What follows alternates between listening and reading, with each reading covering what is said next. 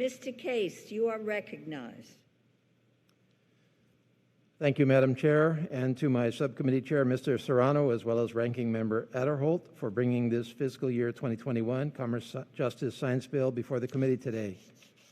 Chair Serrano, it has been my privilege to serve with you on your subcommittee during my first term on the Appropriations Committee. The wise and gracious leadership you have provided has been a deep education for me and is a lasting lesson for us all. I support this bill and am struck all over again by the breadth of its reach. For it not only advances so many vital programs that are of critical importance not just to our constituents and communities and country, but goes so much further to the health and well-being of our natural world and to understanding the deepest mysteries of our universe. Of note, to support the economic development of our communities, this bill includes a $23 million increase for the Economic Development Administration, which does so much good work in our communities.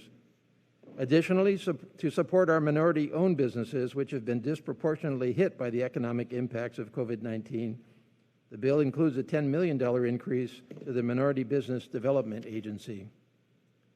Under the Department of Justice, this bill continues strong support for key law enforcement initiatives across the country, such as community-oriented policing, along with important justice grant programs that our communities rely on, such as Violence Against Women Act grants, grants to reduce the backlog of sexual assault kits, Stop School Violence grants, Victims of Trafficking grants, Second Chance Act programs, and Missing and Exploited Children programs.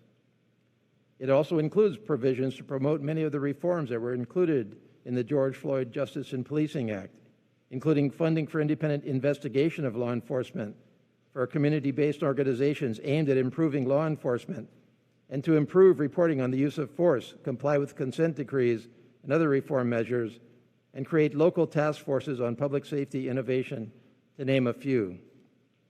The bill also includes critical continued investments in the National Aeronautics and Space Administration and the National Science Foundation.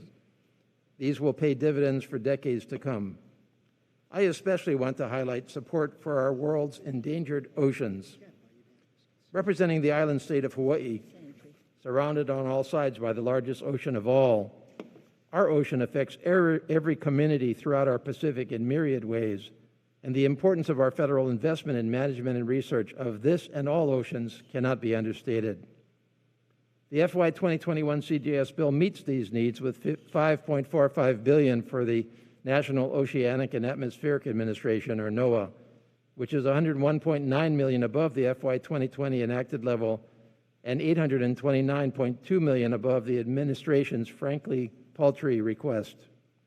This will enhance support for the conservation of our coral reefs, our sanctuaries and marine protected areas, coastal zone management, protection of our marine mammals and sea turtles, ocean exploration and research, marine debris removal, tsunami warnings, the sustainable management of our fisheries, climate change and sea level rise mitigation, and much more.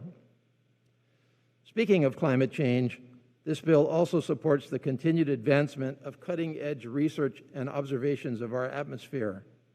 In Hawaii, we are home to the NOAA Mauna Loa Observatory, which has provided the measurements of the level of carbon dioxide in our atmosphere for over 60 years now, measurements that are the basis of the world-renowned Keeling curve, proving accelerating climate change beyond any reasonable scientific doubt, whose data is also used and relied upon by more than 500 external partners and stakeholders internationally.